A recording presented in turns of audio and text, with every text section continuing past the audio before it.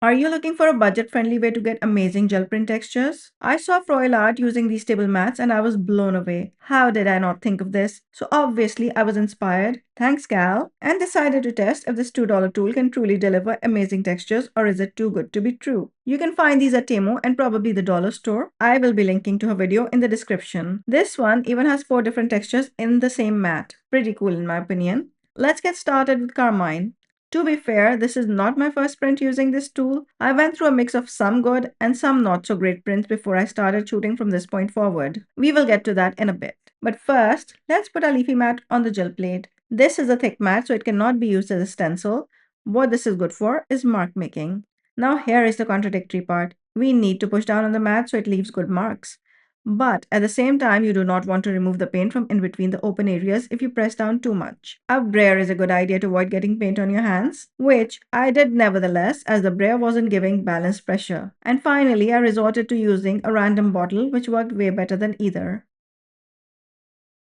Lift the mat once you're done. We seem to have gotten good marks, but let's see how good once we transfer to the paper. Before we do that, let's turn it around and see. Wow, look at how sharp that print is. We are going to pull this print after it dries. In the meanwhile, I'm switching to my round Gelelf plate which I have been ignoring for a while. I use Holbein Cypress Green for the next one, which is a gorgeous shade. And it is an absolute pleasure to roll it on the plate. So smooth. Wonder if it is the plate or the paint. This requires more investigation in a future video. Yes, the round plate was inspired by the round mat. It just begged to be used with this one. This is another one we're going to place directly onto the paper without using any backgrounds. It is because I want you to see just how clear an impression you get using the mat. When I started using this tool, my first instinct was to add a background and then pick up the print. Some were nice, some too blended, but none showcase the amazing contrast that these prints are showing. I was overcomplicating things, so I finally figured I should start with the basics before proceeding to the more complex. We can already see this is going to be a lovely print. Let's put this aside to dry while I bring back our earlier print. The perks of having two plates is that you get to switch between them. This lessens the time you spend watching paint dry. I really enjoyed this session because of this genius idea which I should have tried much earlier. Whoa, that looks even prettier once we lift our paper. Our other print must have dried too. Let's lift it. Oh, how I have missed my Gelelf plate. It is a pleasure to use. Note how I'm not struggling with picking the paper and the surface is so clean. The only thing I'm sad about when using the round plate is the paper that kind of gets wasted. Yes, I know I will still use it somehow, but that is a lot of smaller pieces of paper left over. Paper should come in a 9 by 9 size for these plates, just the simple joys of life. Let's start using backgrounds for the prints and see what changes. We are going to try one with vermilion. I'll be placing the bigger rectangular mat with 4 different patterns this time. This one is so fun.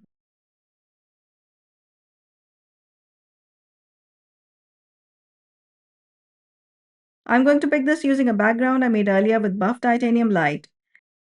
It will obviously have less contrast as evidenced by when we turn it over to see the print we will get. It is more of a self-printed look.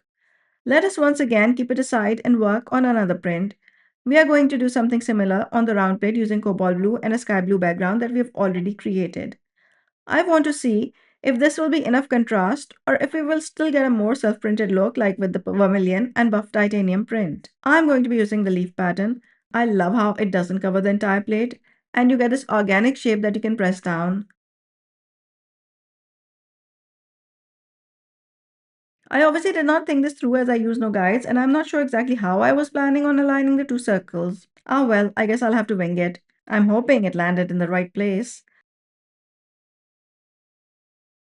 Oh well, just a smidgen off, but I would say I managed pretty well given the circumstances. And look at that. That is going to be a very cool print. We are going to be pulling our vermilion print now. I should probably start using a positioning tool. I got one, but never used it because I was working with a really thin cicada paper from Temu, and those two did not work well together. It was too delicate. Now that I'm using Japanese paper, I should ideally be able to work with it. Assuming, of course, that I can remember that very safe place where I stored it. Seriously, I lose more stuff that goes into safe storage than what I just throw in the drawer. Take a closer look at the print. The detailing is beautiful. This is the one piece I'm going to be adding another fun layer to. Wait and watch what we do with this one.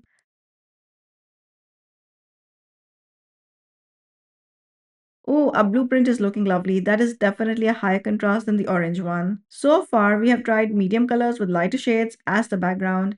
Let's try something different and go with a darker shade for the contrast. I'm going to use greenish yellow. Can you tell which is my favorite matte by now? Yeah, we are using it. This time, I did not make a background. Instead, I waited a while for this paint to dry, also known as I worked on the other plate in the meantime.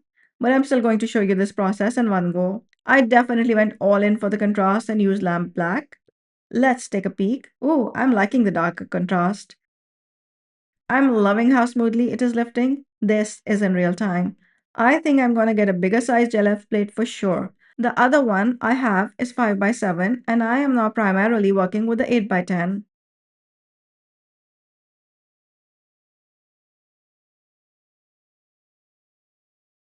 Is it just me or is it giving 3D vibes? The two colors interacting is adding a lot of depth to the print. A similar one I'm working on using the bigger plate. I've already braid the paint and gotten the impression on it. In other words, I have no idea what happened to this recording, so we will just make do and see the result. If you're wondering why I placed the paint in the four corners, it was my failed attempt to add more wet paint there so we pick up everything from the edges. Did I mention that did not help?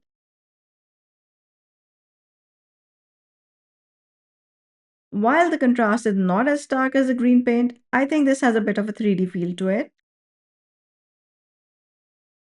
We are now going to add another layer to our vermilion print. But we are not going to be adding a single solid color. We are applying texture to it using one of our mats. Doesn't that sound cool? Two layers, both with the same texture. And of course, we have got to mask some of the area. And boy oh boy, do I place them randomly or what? I just overlap them. No idea what shape we're going to end up with, but that is half the fun of it. You can use these cutouts to make completely new shapes.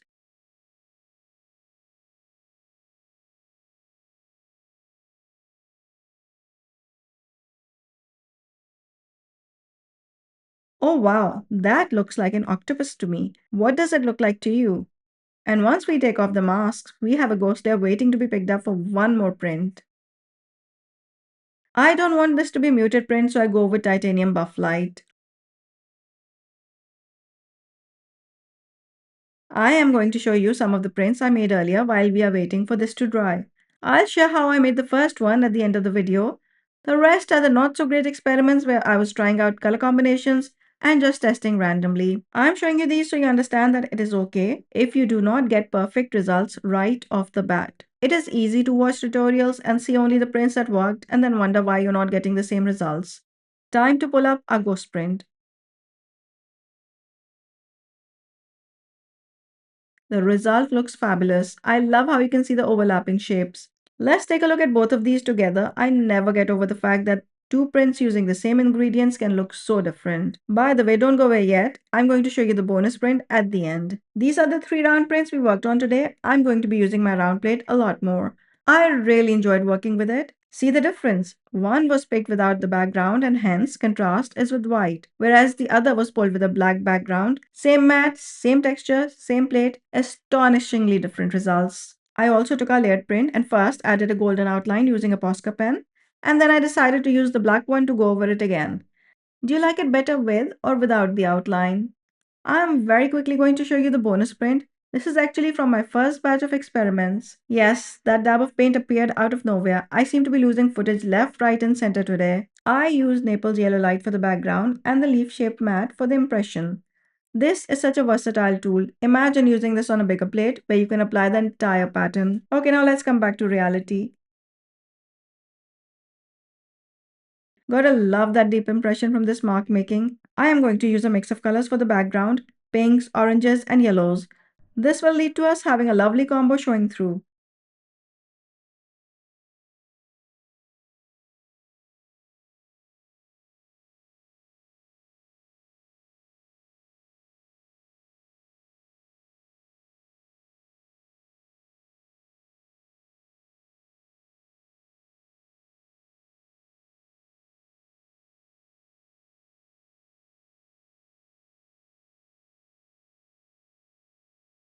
If you notice, our Naples yellow is more of a pink shade now. I think I was a little too hasty and did not wait long enough for the paint to set.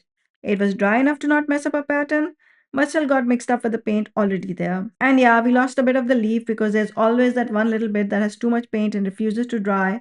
And clearly I refuse to wait that long.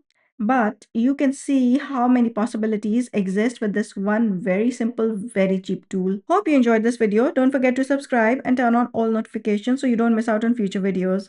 See you in the next one.